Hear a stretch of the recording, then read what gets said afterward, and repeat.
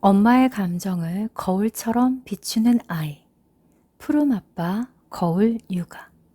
최희수 지음 한국경제신문.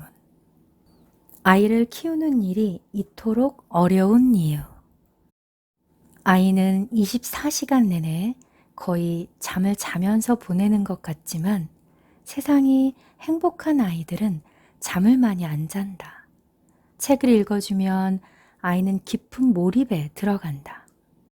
책 한 권을 다 읽어주고 엄마가 다른 책에 손을 뻗는 그 짧은 시간에 잠든다. 자신이 가진 모든 에너지를 쓰고 깊게 잠드는 것이다. 아침에 일어나면 피로해서 회복되는 힘이 얼마나 강한지 부모는 아이의 에너지를 따라갈 수 없다. 아이가 잠을 안 자면 엄마들은 키가 안 클까봐 걱정한다. 초저녁에 잠을 안 자면 성장 호르몬이 적게 나오기 때문에 키가 자라지 않는다는 오해가 있다. 특히 부모의 키가 작으면 더 신경이 쓰인다. 성장 호르몬은 잠들고 2시간이 지나면 나온다. 잠이 안 오는데 억지로 자는 것보다 고역은 없다. 어린이집에 가서 모두 함께 자야 하는 시간을 지키는 것은 세상이 너무 흥미로워 깨어있는 것이 좋은 아이들에게는 힘든 일이다. 잠은 자고 싶을 때 자는 것이 순리다. 어른도 잠이 안 오는데 자야 한다고 생각하기에 수면제를 먹는 것 아닌가? 상식적으로 생각해보자. 아이가 책을 읽어달라고 한다. 부모가 책을 읽어주어 욕구가 충족돼 만족스럽게 잠들 때 성장 호르몬이 잘 분비되겠는가? 아니면 일찍 자라는 야단을 맞고 울면서 잠들 때 성장 호르몬이 잘 분비되겠는가? 기능이 구조를 결정한다고 한다. 이는 건물을 지을 때 물건을 만드는 공장이라면 그 기능에 맞는 구조의 건물을 지어야 한다는 의미다. 우리 몸의 구조 역시 두뇌의 기능에 따라 발달한다. 무거운 물건을 드는 역도 선수와 빠르고 섬세하게 공을 치는 탁구 선수의 근육은 다르게 발달한다.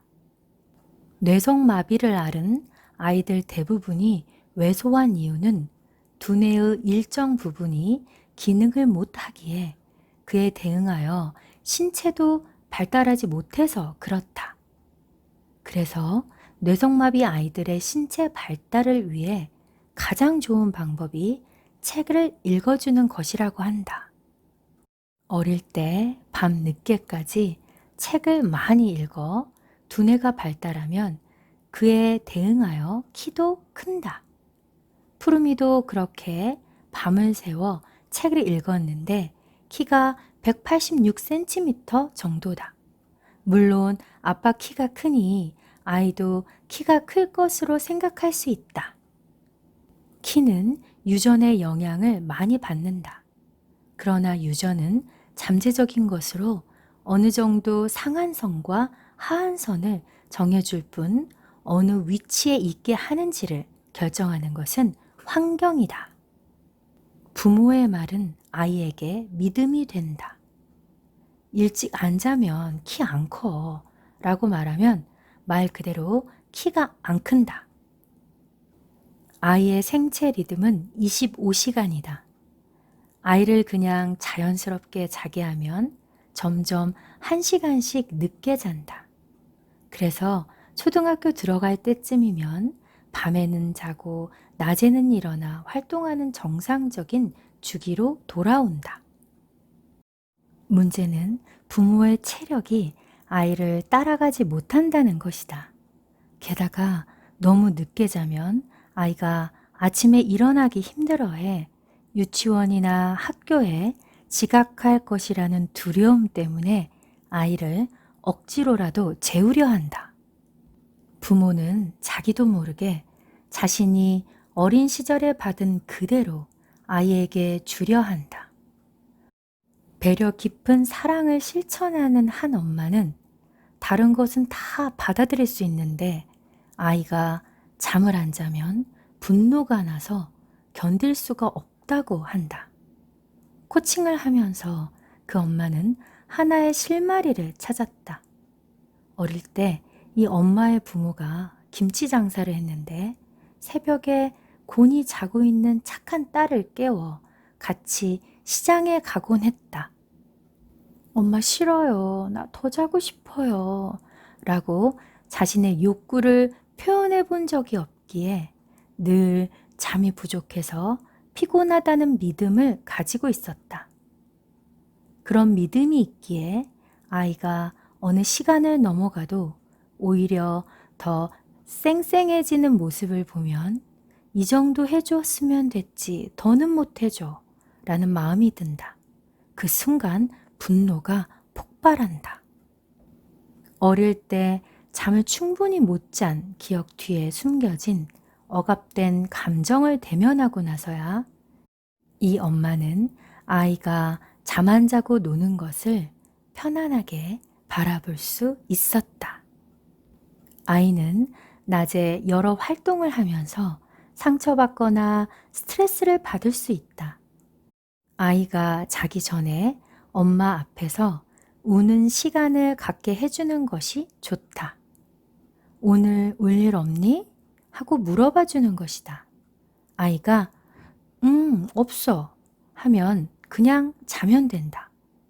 엄마, 오늘은 이런저런 일 때문에 울고 싶어 라고 말하면 그래, 울고 자자 라고 말해준다.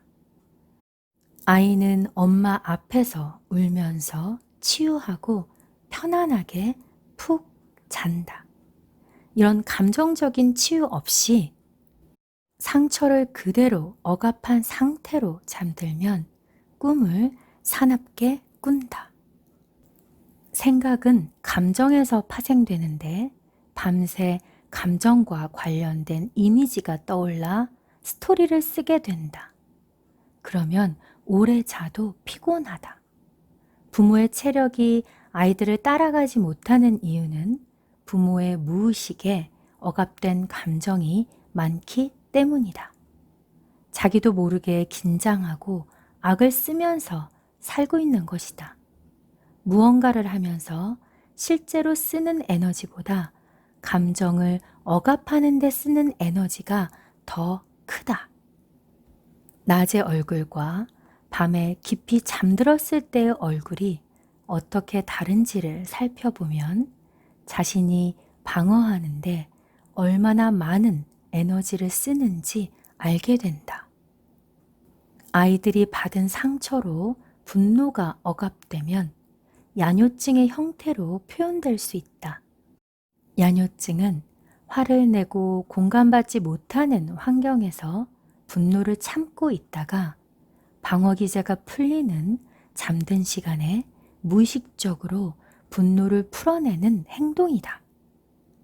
일부러 그런 것이 아니라 잠자면서 싼 것이기에 엄마는 뭐라고 할 수가 없다. 이 세상에 온 것을 부모로부터 환영받지 못하면 아이는 엄마를 귀찮게 하지 않으려고 무기력하게 잠만 자기도 한다. 나는 손 위로 큰 누나, 작은 누나가 있다. 나는 아들을 원하는 집에서 큰아들로 태어났기에 환영받았다. 큰 누나는 딸로 태어났지만 첫째라 받은 사랑이 있기에 에너지가 높다. 그런데 둘째 누나가 태어났을 때 아버지가 어머니를 미워했다는 이야기를 들었다. 엄마는 종종 이런 말을 했다.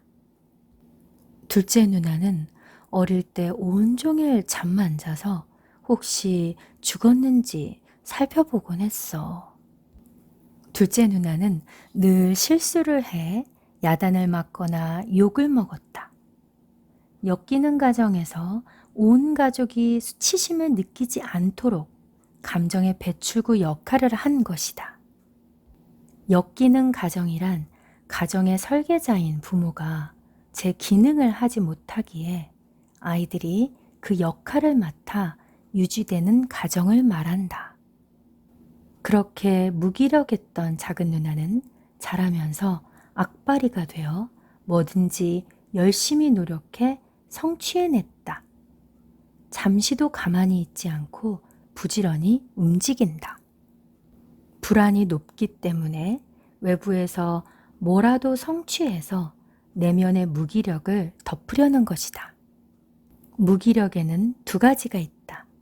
하나는 자신을 수치스러워하고 죄인이라 믿어 꼼짝을 못하는 무기력이다. 이런 경우 낮에는 에너지를 만들어 의지로 활동하지만 저녁에 집에 돌아오면 녹초가 되어 손가락 하나를 움직이기도 어렵다. 남들이 보면 늘 웃는 것 같지만 진정한 기쁨을 느끼지는 못한다. 초인처럼 활동해도 에너지가 자연스럽게 뿜어져 나오는 것은 아니고 죽으면 썩어질 몸, 간수하면 뭐하나 하는 마음이다. 그렇게 바삐 움직이면서도 자신이 게으르다고 생각한다. 또 하나의 무기력은 치유의 과정에서 온다. 많이 울고 분노하면서 수치심과 죄의식을 깊이 대면하고 자신의 무의식에 억압된 감정이 해소되면 그동안 불안해서 움직이고 무리해서 몸을 썼던 행위를 멈추게 된다. 그러고 나면 잠이 그렇게 쏟아진다. 이런 경우는 답답함이 없고 기분은 좋은데 움직일 힘이 없다.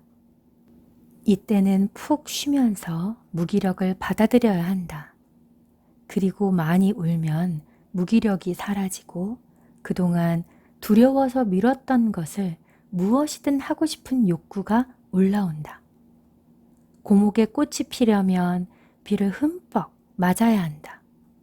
우울하고 무기력해서 밥조차 먹기를 거부하던 사람도 울고 나면 밥을 먹기 시작한다.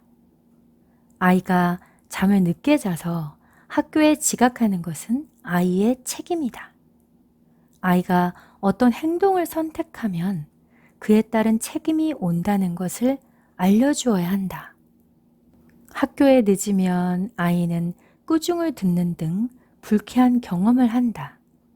그러면 아이는 좀 더 일찍 자고 일찍 일어나야겠다는 것을 자연스럽게 배우고 자신의 선택에 의해 행동한다. 엄마가 아침마다 발을 동동 구르며 깨우면 아이는 일찍 일어나서 학교에 가는 것을 자기 책임이 아닌 엄마의 책임으로 돌린다.